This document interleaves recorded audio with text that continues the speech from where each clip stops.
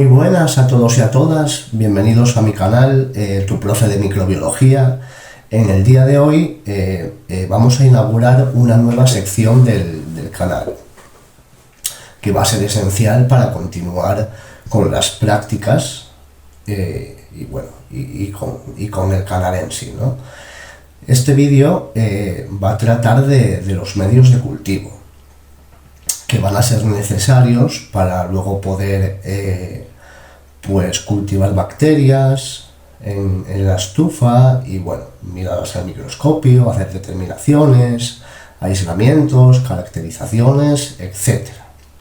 Entonces es necesaria esta sección en el canal, pues por eso.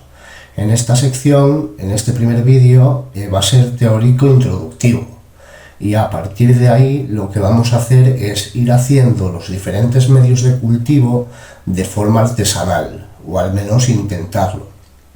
¿Por qué? Porque hay mucha gente que no se puede permitir comprar medios de cultivo, ya que son muy caros, y entonces, os voy a enseñar cómo lo podéis hacer en casa, vosotros, con pocos medios, ¿no?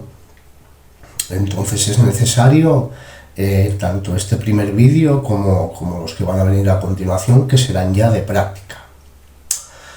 Resumiendo, primer vídeo, introducción a los medios de cultivo. Os voy a explicar un poco lo que son los medios de cultivo, los diferentes tipos que hay, y luego a partir de ahí, en la sección del canal, pues iremos haciendo medios de cultivo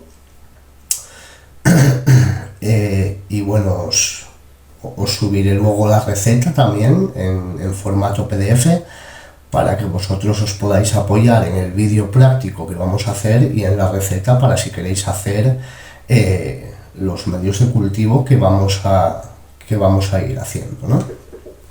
Vale, pues entonces, los medios de cultivo. ¿Qué es un medio de cultivo? Pues los medios de cultivo son los requerimientos energéticos y no energéticos necesarios para el crecimiento y funcionamiento de los microorganismos, ¿no? Son aquellos soportes que contienen todos los nutrientes y que en ellos proliferan las bacterias.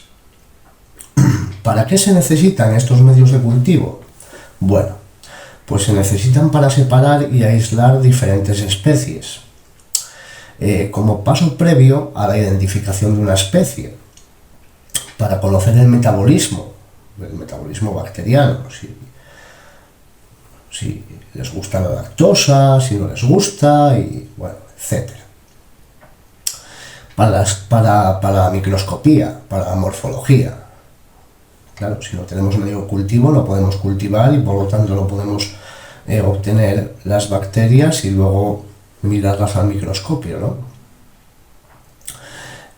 Para realizar antibiogramas, que ya os explicaré lo que es un antibiograma, y para la conservación de especies también. En los laboratorios, pues se usan diferentes tipos de cultivos, se aíslan bacterias, se hacen cultivos puros y se va haciendo cepas y conservándolos, ¿no? Por decirlo de alguna manera. Como he dicho antes, las bacterias tienen ciertos requerimientos energéticos y no energéticos para su crecimiento, que son aportados por los medios de cultivo.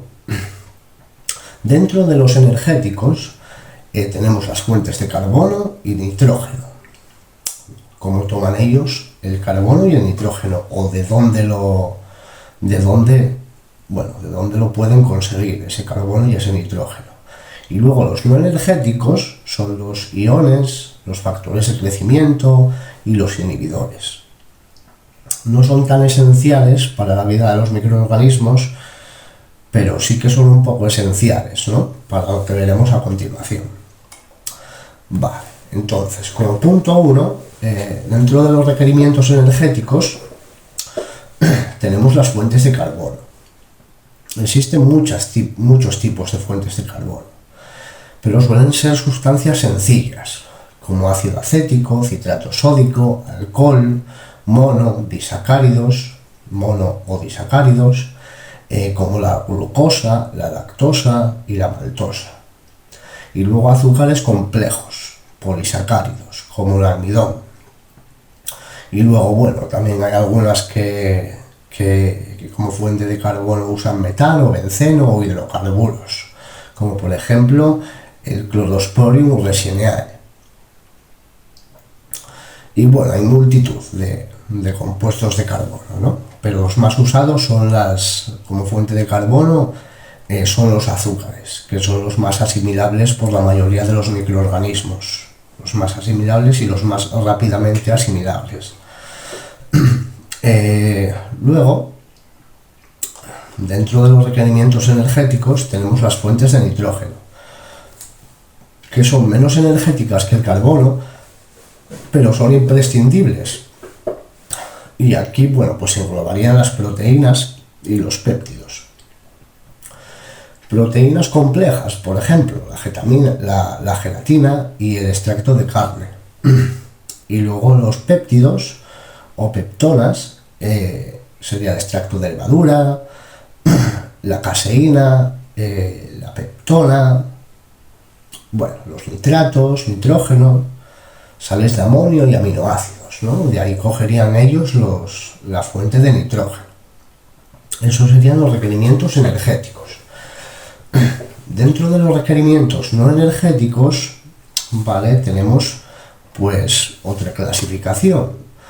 Tenemos la fuente de azufre. Hay algunos que necesitan azufre y lo toman de sulfatos, tiosulfatos, aminoácidos, como la cisteína, ¿vale? O compuestos sulfatados. A continuación tenemos las fuentes de fósforo, ¿no? que lo tomarían el fósforo de los fosfatos, principalmente. A continuación tenemos los iones metálicos, como el sodio, el potasio, el magnesio, el zinc, el hierro, el cobalto, el molibdeno, que estos suelen inhibir el crecimiento de determinadas especies y ser imprescindibles para las otras, pero en bajas proporciones, suele ser una proporción muy baja. Y luego los factores de crecimiento. Los factores de crecimiento en sí son compuestos esenciales para el crecimiento que las bacterias no pueden sintetizar por sí mismas, entonces hay que aportárselos. En esa mezcla que vamos a hacer en el medio de cultivo de diferentes ingredientes, pues dependiendo del microorganismo que queramos cultivar, como ya sabemos lo que le gusta y lo que no le gusta, pues le ponemos lo que le gusta y entonces va a crecer en unas condiciones óptimas energéticas. Luego también tenemos que ponerlos en condiciones óptimas físicas, como temperatura, presión, etc.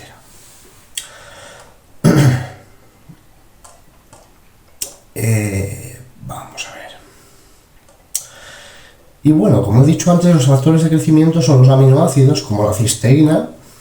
Hay factores específicos también, factor X o factor V, y las vitaminas, las bases púricas o pirimidínicas. A continuación tenemos los factores de arranque. Los factores de arranque permiten que la bacteria salga de esa fase de latencia. Ya sabemos que la fase de latencia es esa primera fase de adaptación de la bacteria antes de la fase de crecimiento exponencial. Entonces hay algunas bacterias que si no les pones factores de arranque, pues se quedan ahí en la fase de latencia y no empiezan su crecimiento exponencial. Entonces son bastante importantes para algunas bacterias que les cuesta salir de la fase de latencia.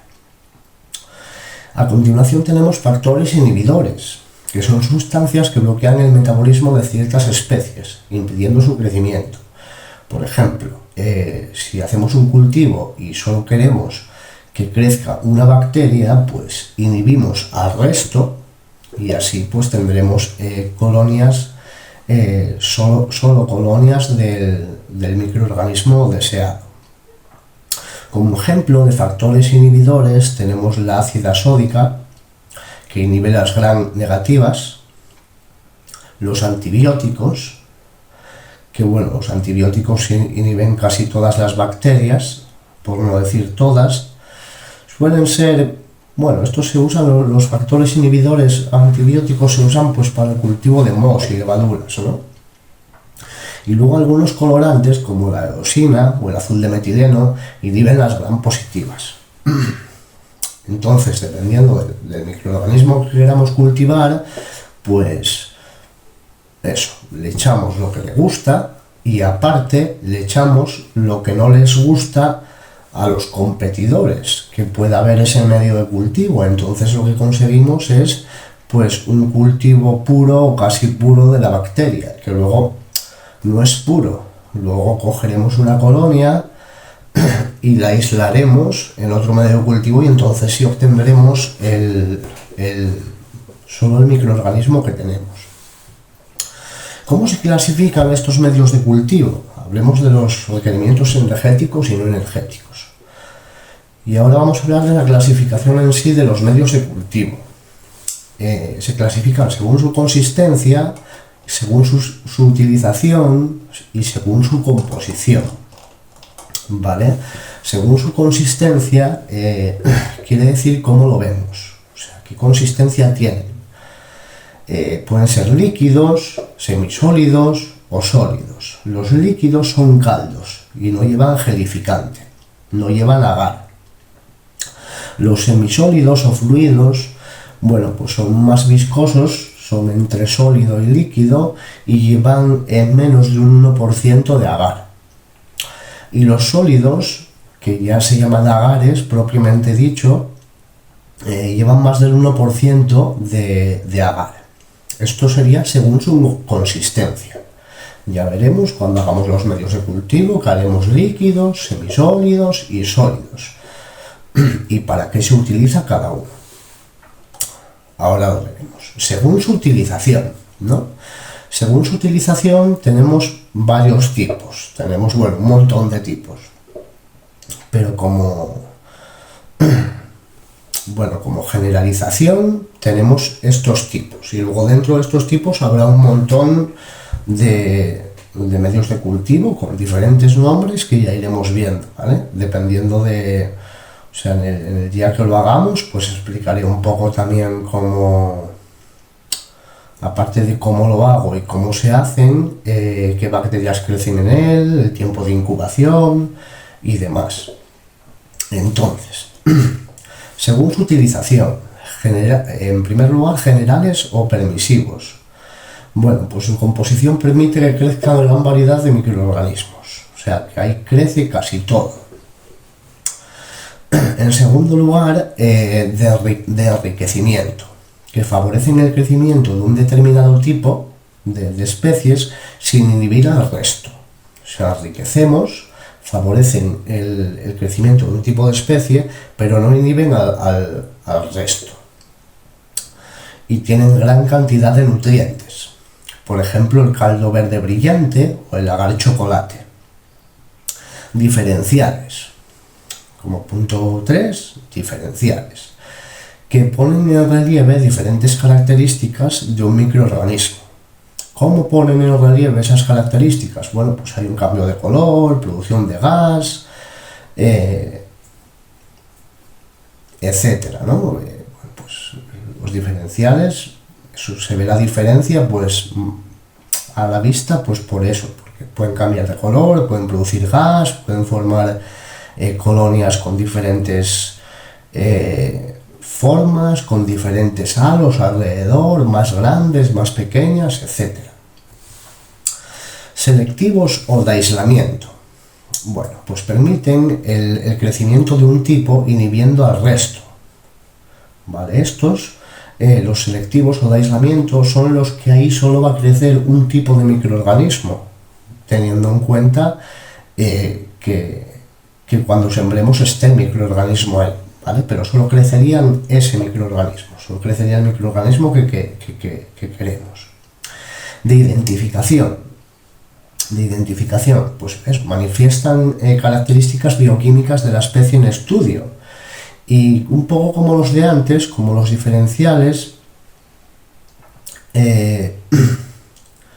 pues ponen de manifiesto características bioquímicas de la especie. Llevan indicadores de pH y, bueno, medios nutritivos especiales. Por ejemplo, el medio Clark Loops, el agar-hierro Kindler, etc. Y luego especiales.